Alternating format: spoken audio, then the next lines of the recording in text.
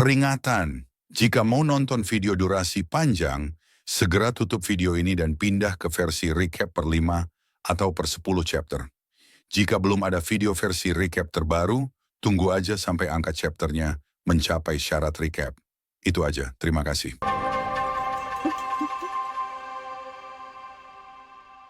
Halo semuanya, selamat datang di channel Error. Kali ini, gue akan menceritakan lanjutan dari komik Freezing the World, I Built a Doomsday Safe House, Chapter 608 sampai chapter 610. Zhang Yi mengangkat pistolnya dan berkata, "Tembakan tadi hanya sekedar peringatan."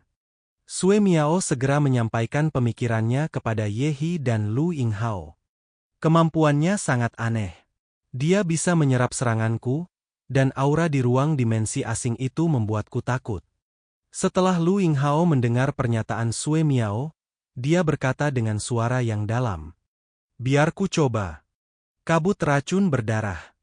Dia mengeluarkan belati dan dengan cepat memotong telapak tangannya. Jejak darah muncul, tetapi tidak ada darah yang mengalir keluar. Sebaliknya, aliran kabut darah terbang keluar dari luka seperti segerombolan serangga, berubah menjadi kabut merah di seluruh langit, dan kemudian menyapu ke arah Zhang Yi bersama dengan badai. Kabut merah di langit segera mengelilingi Zhang Yi. Lu Yinghao mencoba menggunakan metode ini untuk mengetahui titik lemah Zhang Yi. Zhang Yi tetap tenang, perlahan mengangkat tangannya, mengarahkan dua pistolnya ke tubuh mereka dan mulai menembak. Akurasi presisi. Pokoknya, selama aku tidak membunuh mereka, para dokter bisa menyelamatkan mereka. Pikir Zhang Yi saat menebak tiga orang itu.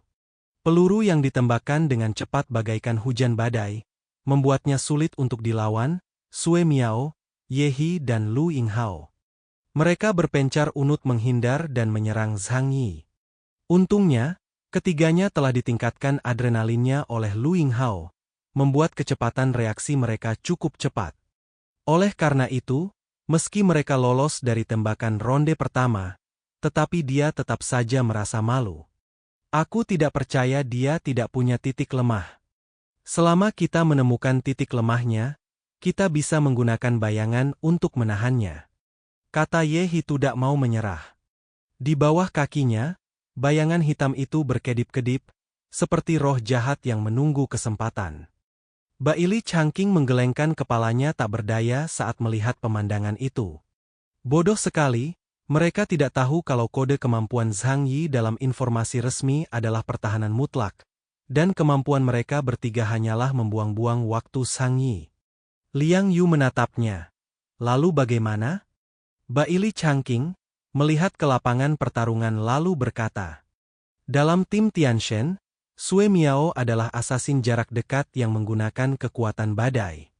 Darah dokter racun Lu Yinghao akan mengubah siapapun menjadi genangan lumpur saat menyentuhnya. Tetapi darahnya tidak dapat menyentuh Zhang Yi sama sekali. Ye He adalah mutan yang dapat menggunakan bayangannya untuk membunuh dan bertukar posisi dalam jarak 300 meter.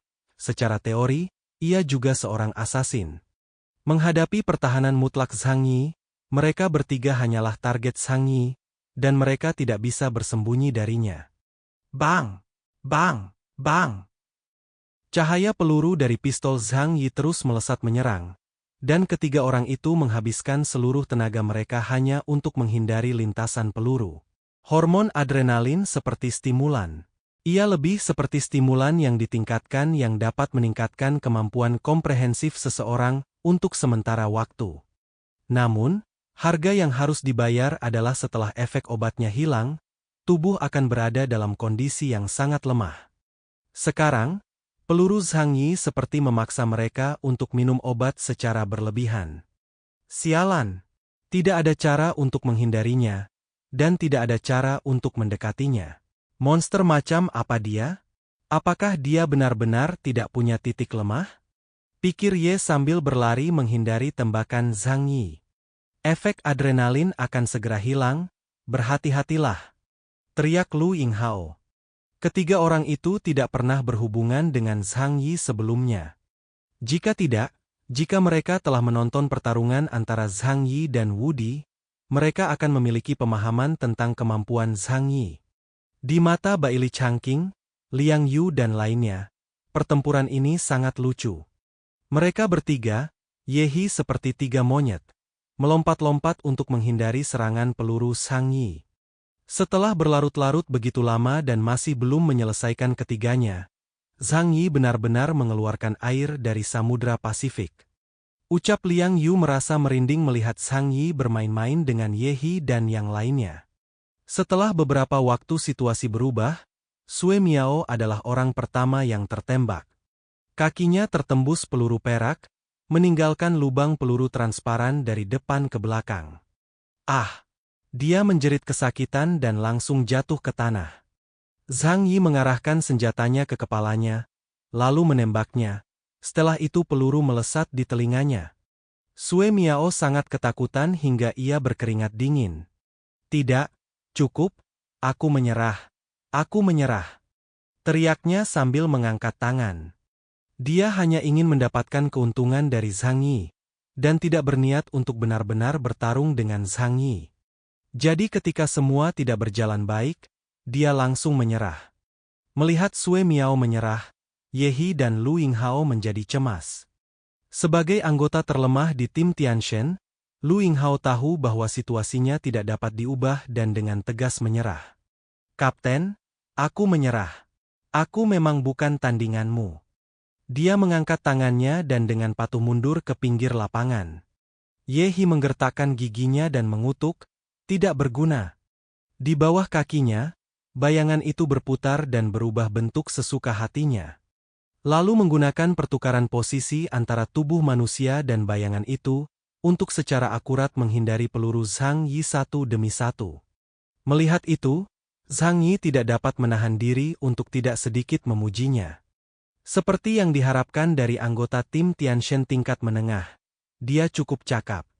Melihat dia tidak bisa menemukan kelemahan Zhang Yi, Yehi berkata dengan nada sinis. Dia masih belum yakin dia pikir Zhang Yi memanfaatkan lokasi geografis. Tetapi dia tidak mengerti bahwa seorang master sejati tahu bagaimana memanfaatkan lingkungan sekitar dengan baik. Zhang Yi, kau hanya seorang pengecut, kau hanya bisa berdiri di sana. Jika aku melarikan diri di medan perang, apa yang akan kau lakukan? Zhang Yi yang mendengar ini dan langsung menyimpan kedua pistol di tangannya ke dalam subruang. Aku ingin menyelesaikan masalah ini dengan cara biasa, tapi yang kudapatkan adalah kesombonganmu. Baiklah, aku berhenti berpura-pura, akan kutunjukkan kartuku. Segera setelah mengatakan itu, sinar putih muncul di mata Zhang Yi. Di sisi lain, Yehi meraskan napas kematian langsung menyelimuti tubuhnya.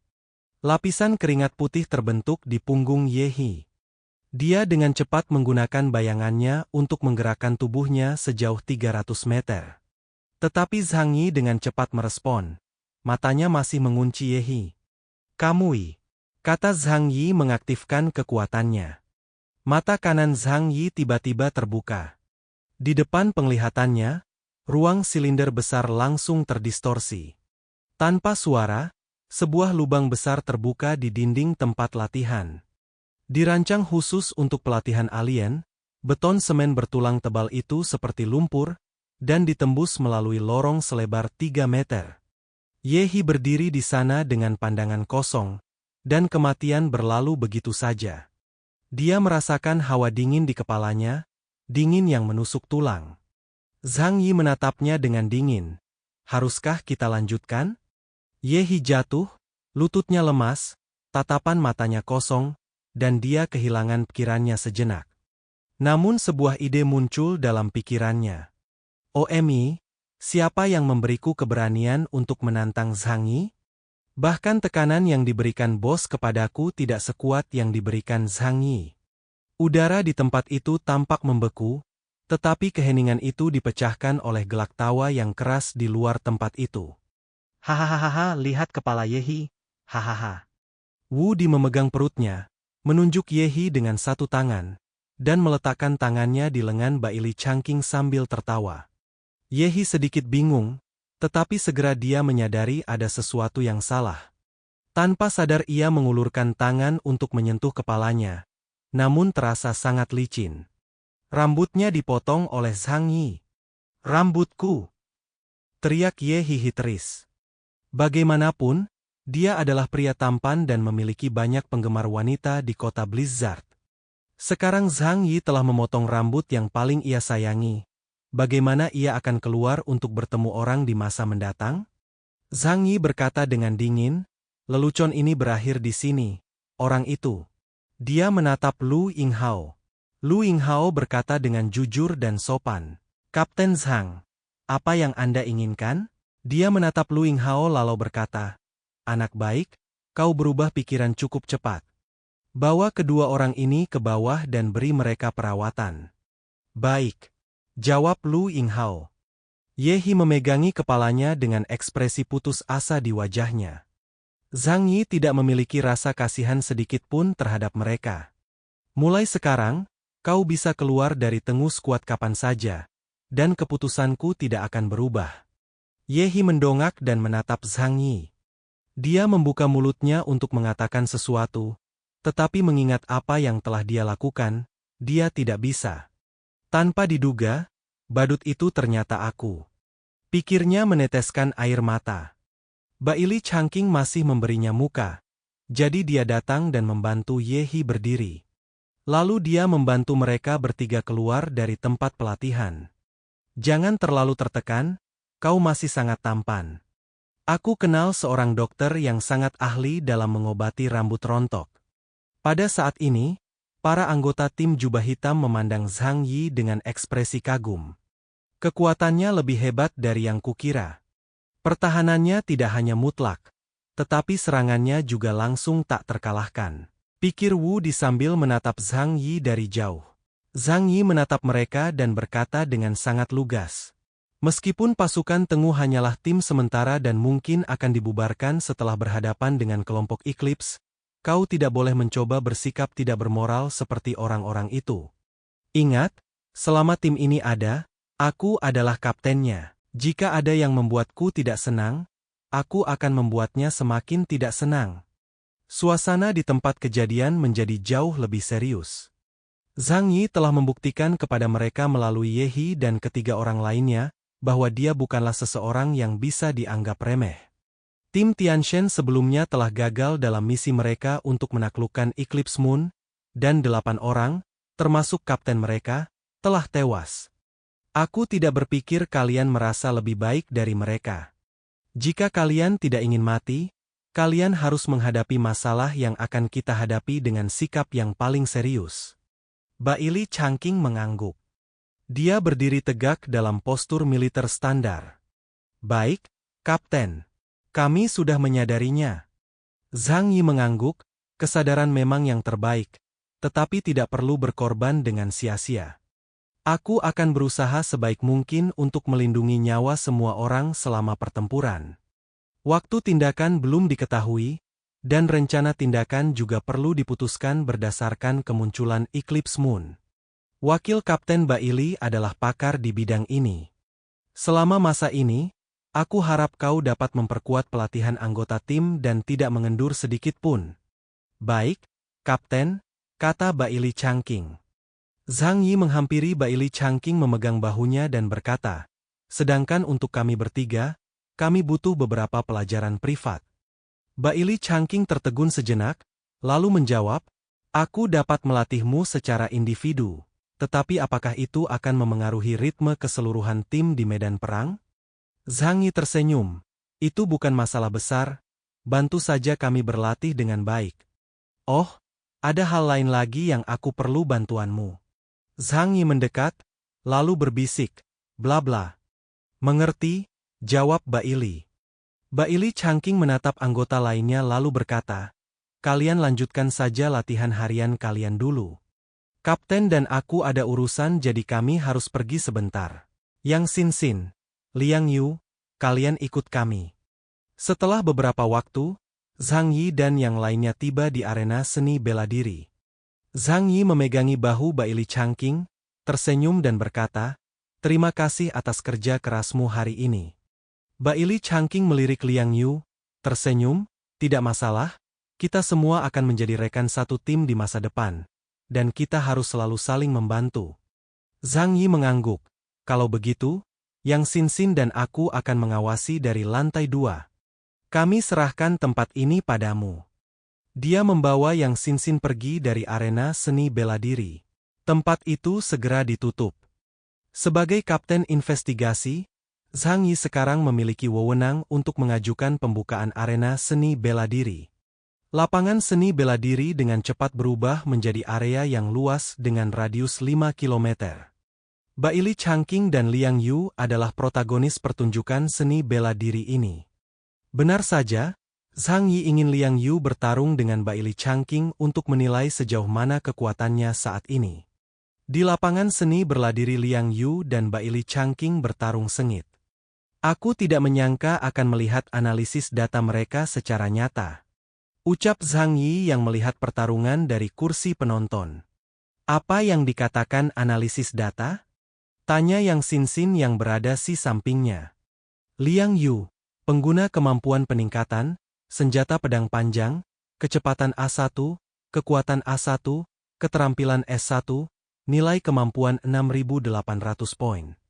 Baili Changqing, pengguna kemampuan peningkatan, tongkat panjang senjata, kecepatan A1, kekuatan A2, keterampilan A2, nilai kemampuan 7.200 poin. Itulah yang tertulis di sistem seni bela diri. Zhang Yi juga sedikit terkejut. Tidak heran jika unit tingkat distrik dapat mengevaluasi tingkat orang asing. Ternyata mereka memiliki analisis data yang terperinci. Apa arti indeks kemampuan? Zhang Yi bertanya tentang sistem intelijen bidang seni bela diri. Tak lama kemudian sistem arena bela diri memberi balasan pada Zhang Yi. Mirip dengan indeks kekuatan tempur, tetapi karena kompleksitas kekuatan super, selain kekuatan super tipe tempur, ada juga kekuatan super tambahan, tipe kehidupan, dan kekuatan super lainnya. Oleh karena itu, indeks kemampuan merupakan skor komprehensif yang diberikan berdasarkan kepraktisan kemampuan sistem. Zhang Yi merasa sedikit gatal di hatinya, dan dia tidak bisa menahan diri untuk bertanya, jadi berapa indeks kemampuanku? Sistem arena bela diri dengan cepat memberikan data kepada Zhang Yi, 5200 poin. Zhang Yi mengangkat alisnya. Mengapa sangat sedikit? Oh, itu pasti data yang tersisa dari pertandingan terakhir antara Wu Di dan aku. Kata Zhang Yi segera mengerti statistik yang dikumpulkan di tempat bela diri tersebut berasal dari pertarungan sebelumnya. Di arena lapangan, Liang Yu dan Baili Changqing terus saja bertarung. Setelah beberapa saat Baili Changqing berkata, "Kita tidak bisa menentukan pemenang dengan bertarung seperti ini. Jadi mengapa kita tidak berhenti dan beristirahat?" Baili Changqing mengatakan ini karena selama mereka bertarung dia tidak menemukan perbedaan kekuatan antara dia dan Liang Yu. "Baiklah," jawab Liang Yu setuju. Di jalan saat mereka turun dari lapangan seni bela diri, Baili Changqing memuji kekuatan Liang Yu. "Aku tidak menyangka kekuatanmu akan meningkat secepat ini. Kau sudah bisa bertarung sebanding denganku, sang wakil kapten.